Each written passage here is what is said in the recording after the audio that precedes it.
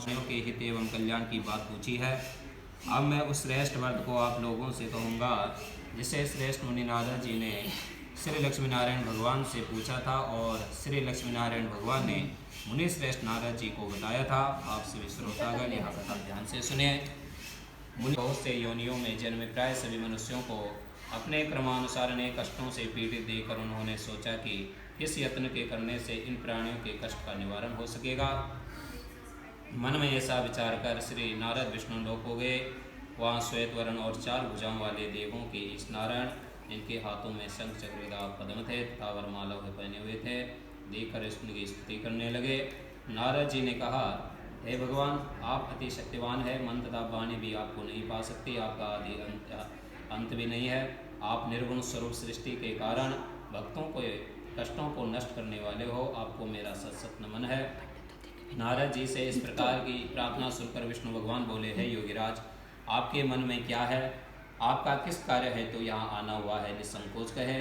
तब मुनि श्रेष्ठ नारद ने कहा, मृत्युलोक में सब मनुष्य जो अनेक योनियों में पैदा हुए हैं, अपने अपने कर्मों द्वारा अनेक प्रकार के कष्टों के कारण दुखी है। हे स्वामी, यदि आप मुझ पर दया रखते हैं तो बताइए कि उन मनुष्यों के सब कष्ट थोड़े से ही प्रयत्न से किस प्रकार दूर हो सकते हैं। श्री विष्णु भगवान ने कहा, है नारद, मनुष्य की भलाई है तो तुमने यह बहुत उत्तम प्रश्न किया है। जिस व्रत के करने से मनुष्य कष्टों से छूट जाता है, वह व्रत मैं तुमसे कहता हूँ, सुनो। अति पुण्य प्रदान करने वाला स्वर्ग तथा मृत्युलोक दोनों में दुर्लभ एक अति उत्तम व्रत है, जो आज मैं तुमसे कहता हूँ। श्री सत्यनारायण भगवान का यह व्रत विधि विधान पूर्वक संपन्न करने पर मनुष्य इस धरती पर सभी प्रकार के सुख भोग कर पूर्णोपरांत मोक्ष को प्राप्त करता है। भगवान के ऐसे वचन सुनकर नारद मुनि बोले, हे भगवान, उस व्रत का विधान क्या है, फल क्या है? इससे पहले किसने यह व्रत किया है और किस दिन यह व्रत करना चाहिए? कृपया यह सब मुझे विस्तार से समझाए। तब श्री विष्णु भगवान ने कहा, हे नारद, दुख सुख एवं सभी प्रकार की व्याधियों को दूर करने वाला यह व्रत सब स्थानों पर विजय दिलाने वाला है। श्रद्धा और भक्ति के साथ किसी भी दिन मनुष्य संध्या के समय श्री सत्यनारायण भगवान की ब्राह्मणों और बांधों के साथ पूजा करे। भक्तिभाव से केले का फल, नैवेद्य, घी, शहद, शक्कर अथवा गुड़, दूध, गेहूँ का आटा सवाई लेवे। गेहूँ के अभाव में साड़ी चावल का चूर्ण भी ले सकते हैं। इन सभी के भक्तिभाव से भगवान श्री सत्यनारायण को अर्पण करे। बंधु बांधों से ब्राह्मणों को भोजन करा के इसके पश्चात स्वयं भोजन करे।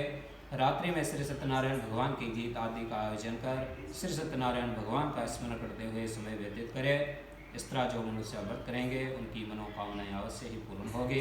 विशेष रूप से कलयुग में मृत्युलोक में यही एक ऐसा उपाय है जिससे अल्प समय और कम धन में महान पुण्य की प्राप्ति हो सकती है। बोलो श्री सत्यनारायण भगवान की जय। महान संत सूत जी ने कहा, हे ऋषियों, जिन्होंने प्राचीन काल में इस व्रत को किया उनका इतिहास मैं आप सबसे कहता हूँ, आप सब ध्यान से सुने।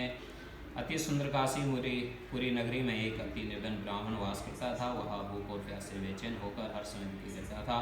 ब्राह्मणों से प्रेम करने वाले श्री विष्णु भगवान ने उसको दुखी देकर एक दिन बूढ़े ब्राह्मण का वेश धारण कर निर्धन ब्राह्मण के पास जाकर गए बड़े आदर से पूछा, है ब्राह्मण, तुम हर समय दुखी होकर पृथ्वी पर क्यों घूमते हो? ऐ श्रेष्ठ ब्राह्मण, अपनी व्यथा मुझसे कहो, मैं सुनना चाहता हूँ। कष्टों से घिरे उस ब्राह्मण ने कहा, मैं निर्धन ब्राह्मण हूँ, भिक्षा के लिए पृथ्वी पर मारा फिरता हूँ। हे भगवान, यदि आप इससे मुक्ति पाने का कोई उपाय जानते हैं तो कृपा कर मुझे बताए। तब वृद्ध ब्राह्मण का रूप धारण किए हुए श्री विष्णु भगवान बोले, हे ब्राह्मण, श्री सत्यनारायण भगवान मनवांछित फल देने वाले हैं, इसलिए तुम उनका विधि पूर्वक पूजन करो, जिसके करने से मनुष्य सब दुखों से मुक्त हो जाता है। दरिद्र ब्राह्मण को व्रत का संपूर्ण विधान बतलाकर बूढ़े ब्राह्मण का रूप धरे श्री सत्यनारायण भगवान अंतर्ध्यान हो गए। वृद्ध ब्राह्मण ने जिस व्रत को बतलाया है मैं उसको अवश्य विधि विधान सहित करूँगा, ऐसा निश्चय कर वह दरिद्र ब्राह्मण घर चला गया। परंतु रात को उस ब्राह्मण को नींद नहीं आई। अगले दिन वह जल्दी उठा और श्री सत्यनारायण भगवान का व्रत करने का निश्चय कर भिक्षा मांगने के लिए चल दिया। उसको भिक्षा में अधिक साधन मिला, जिसने उसने पूजा का सारा सामान खरीदा और घर आकर अपने बंधु बांधों के साथ विधि पूर्वक भगवान श्री सत्यनारायण का व्रत किया। इसके करने से वह गरीब ब्राह्मण हर सब कष्टों से छूटकर अति धनवान हो गया। उस समय से वह ब्राह्मण हर मास व्रत करने लगा। सत्यनारायण भगवान के व्रत को जो शास्त्र विधि के अनुसार श्रद्धापूर्वक रहेगा वह सब कष्टों से छूटकर मोक्ष प्राप्त करेगा। जो भी मनुष्य श्री सत्यनारायण भगवान का व्रत करेगा वह सब कष्टों से छूट जाएगा। इस तरह नारद जी से श्री सत्यनारायण भगवान का कहा हुआ यह व्रत मैंने तुमसे कहा है। हे श्रेष्ठ ब्राह्मणों, अब आप और क्या सुनना चाहते हैं, मुझे कहे। तब ऋषियों ने कहा, हे मुनीश्वर, संसार में इस विप्रय से सुनकर किस किस ने इस व्रत को किया, हम सब सुनना चाहते हैं। मुनियों से ऐसा सुनकर श्री सूत जी ने कहा, हे मुनिगण, जिस जिस प्राणी ने इस व्रत को किया है उन सब की कथा सुनो। एक समय वह धनी ब्राह्मण बंधु बांधवों के साथ शास्त्र विधि के अनुसार अपने घर पर श्री सत्यनारायण भगवान का व्रत कर रहा था। उसी समय एक लकड़ी बेचने वाला बूढ़ा व्यक्ति वहां आया। उसने सिर पर रखा लकड़ियों का गट्ठर बाहर रख दिया और ब्राह्मण के मकान में चला गया। प्यास से बेचैन लकड़हारे ने विप्र को व्रत करते देखा। वह प्यास को भूल गया। उसने विप्र को अभिनंदन किया और पूछा, है ब्राह्मण, आप यहाँ किसका पूजन कर रहे हैं? इस व्रत को करने से क्या फल मिलता है, कृपया कर मुझे बताए। तब उस ब्राह्मण ने कहा, सब इच्छाओं को पूर्ण करने वाला यह श्री सत्यनारायण भगवान का व्रत है। इन्हीं की कृपा से मेरे यहाँ धन ध्यान एवं ऐश्वर्य का आगमन हुआ है। ब्राह्मण से इस व्रत के बारे में जानकर वह लकड़हारा अत्यंत प्रसन्न हुआ। भगवान का चरणामृत लेकर और भोजन करने के पश्चात वह अपने घर को चला गया। अगले दिन लकड़हारे ने अपने मन में संकल्प किया कि आज गांव में लकड़ी बेचने से जो धन मिलेगा उसी से भगवान सत्यनारायण का श्रेष्ठ व्रत करूंगा। मन में ऐसा विचार कर वह लकड़हारा लकड़ियों का गट्ठर बाहर सिर पर रखकर जिस नगर में धर्मों को रहते थे ऐसे सुंदर नगर में गया। उस दिन उसे उन लकड़ियों का दाम पहले दिनों से चौगुना मिला। तब वह बूढ़ा लकड़हारा बहुत प्रसन्न होकर पके केले, शहद, शक्कर, दूध और घी का चूर्ण इत्यादि श्री सत्यनारायण भगवान के व्रत की सभी सामग्री लेकर अपने घर गया।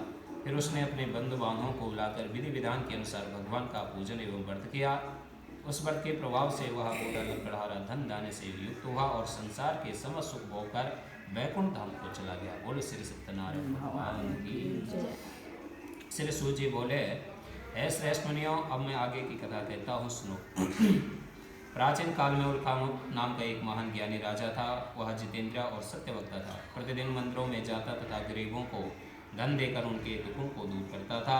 उसकी पत्नी कमल के समान सुंदर मुख वाले और सती साध्वी थी। एक दिन भद्रशिला नदी के तट पर वे दोनों विधि विधान सहित श्री सत्यनारायण भगवान का व्रत कर रहे थे। उस समय वह साधु नामक एक वैश्य आया। उसके पास व्यापार के लिए बहुत साधन था। वह वैसे नाव को नदी किनारे पर ठहरा कर राजा के पास आया। राजा को व्रत करते हुए देखकर उसने विनम्रतापूर्वक पूछा, है राजन, या आप क्या कर रहे हैं? मेरे सुनने की इच्छा है, कृपया आप मुझे भी समझाए। महाराज उल्कामुक ने कहा, है वैश्या, मैं अपने बंधु बांधवों के साथ पुत्र की प्राप्ति के लिए श्री सत्यनारायण भगवान का व्रत व पूजन कर रहा हूँ। राजा के वचन सुनकर साधु नामक वैश्य ने आदर से कहा, है राजन, मुझे भी इसका संपूर्ण विधि विधान बताइए। मैं भी आपके कहे अनुसार इस व्रत को करूँगा। मेरी भी कोई संतान नहीं है। मुझे विश्वास है इस उत्तम व्रत करने से अवश्य ही मुझे भी संतान की प्राप्ति होगी। राजा से व्रत के संविधान सुन व्यापार से निर्मित हुआ वैसे सुखपूर्वक अपने घर आया। उसने अपनी पत्नी को संतान देने वाले उस व्रत के विषय में बताया और प्रण किया कि जब मेरे संतान होगी तब मैं भी इस व्रत को करूँगा। वैसे ने ये वचन अपनी पत्नी लीलावती से भी कहे। एक दिन उसकी पत्नी लीलावती श्री सत्यनारायण भगवान की कृपा से गर्भवती हो गई। 10वें महीने में उसने एक अति सुंदर कन्या को जन्म दिया। दिनों दिन वह कन्या इस तरह बढ़ने लगे जैसे शुक्ल पक्ष का चंद्रमा बढ़ता है। कन्या का नाम उन्होंने कलावती रखा। एक दिन लीलावती ने मीठे शब्दों में अपने पति को याद दिलाया कि आपने जो भगवान का व्रत करने का संकल्प किया था, अब आप उसे पूरा कीजिए। वैसे ने कहा, है प्रिया, मैं कलावती के विवाह पर उस व्रत को करूँगा। इस प्रकार अपनी पत्नी को आश्वासन दे वह व्यापार करने विदेश चला गया। कलावती पितृगृह में वृद्धि को प्राप्त होती रहे। लौटने पर साधु ने जब नगर में सखियों के साथ अपनी व्यवसायिक होती पुत्री को खेलते देखा तो उसे उसके विवाह की चिंता हुई। तब उसने एक दूत को बुलाकर कहा कि उसकी पुत्री के लिए कोई सुयोग वर देकर लाओ। दूत साधु नामक उस वैश्य की आज्ञा पाकर कंचन नगर पहुंचा और देखभाल कर वैश्य की कन्या के लिए एक सुयोगवाणी पुत्र ले आया। उस सुयोग लड़के के साथ साधु नामक वैश्य ने अपनी बंधु बांधवों से प्रशंसित होकर अपनी पुत्री का विवाह कर दिया। दुर्भाग्य से वह विवाह के समय भी श्री सत्यनारायण भगवान का व्रत करना भूल गया। इस पर श्री भगवान अत्यंत क्रोधित हो गए। उन्होंने वैश्य को श्राप दिया कि तुम्हें दारुण दुख प्राप्त होगा। एक समय अपने कार्य में कुशल हुआ वैश्य अपने दामाद सहित नावों को बेड़ा लेकर व्यापार करने के लिए सागर के समय इस तरह रतनसारपुर नगर में गया। रतनसारपुर में चंद्रकेतु नामक राजा राज करता था। दोनों ससुर जमाए चंद्रकेतु राजा के उस नगर में व्यापार करने लगे। एक दिन भगवान सत्यनारायण के माया से प्रेरित एक चोर राजा चंद्रकेतु का धन चुराकर भाग रहा था।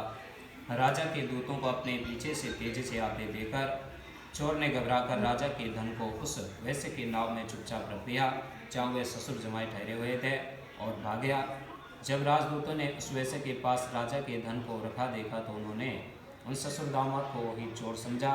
वे उन ससुर दामाद दोनों को बांध कर ले गए और राजा के समीप जाकर बोले, आपका धन चुराने वाले ये दो चोर हम पकड़ कर लाए हैं, देखकर आज्ञा दे।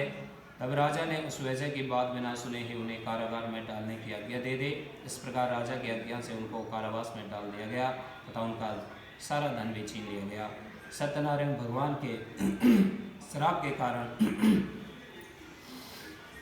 कारण उस वैश्य की पत्नी लीलावती व पुत्री कलावती भी घर पर बहुत दुखी रहने लगे।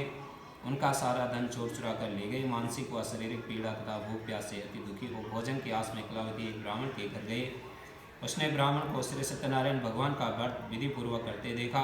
उसने कथा सुनी तथा श्रद्धापूर्वक प्रसाद ग्रहण कर रात को घर आए। माता ने कलावती से पूछा, है पुत्री, तू तो अब तक कहाँ रही? मैं तेरे लिए बहुत चिंतित थे। माता के सब सुन कलावती बोली, है माता, मैंने एक ब्राह्मण के घर श्री सत्यनारायण भगवान का व्रत होते देखा और मेरी भी उस उत्तम व्रत को करने की इच्छा है। माता ने कन्या के वचन सुनकर सत्यनारायण भगवान के पूजन की तैयारी की। उसने बांधों से श्री सत्यनारायण भगवान का पूजन व व्रत किया और वर मांगा कि मेरे पति और दामाद शीघ्र घर लौटावे।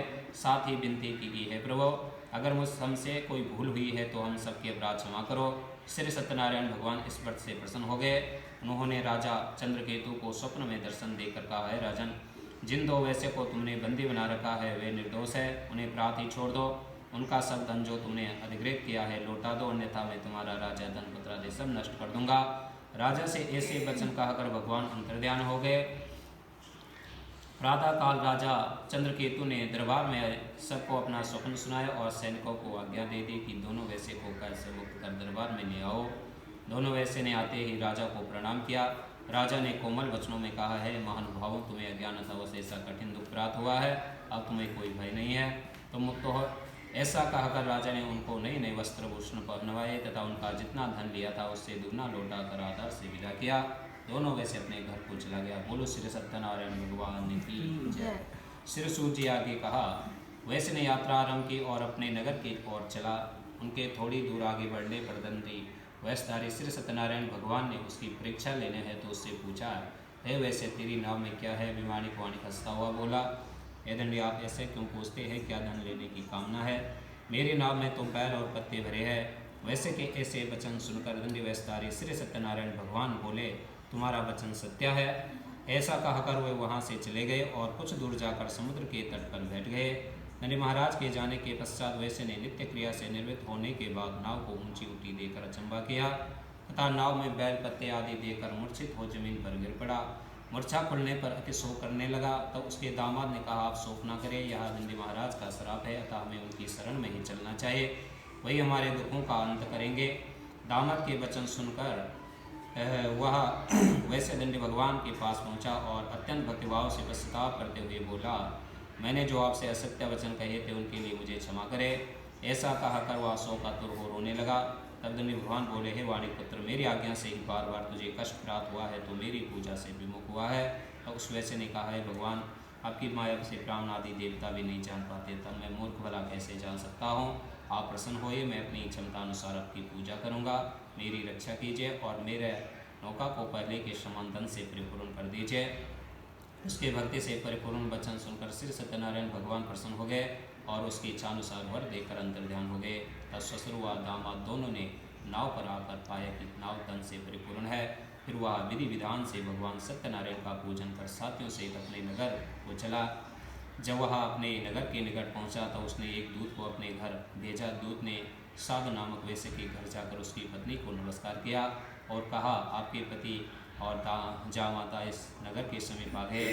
लीलावती और उसकी कन्या कलावती उस समय भगवान का पूजन कर रहे थे।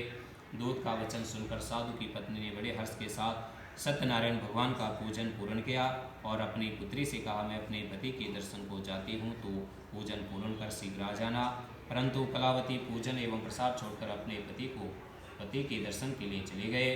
पूजन एवं प्रसाद की अवज्ञा के कारण भगवान सत्यनारायण रुष्ट हो गए। उसके पति को नाव से पानी में डुबो दिया।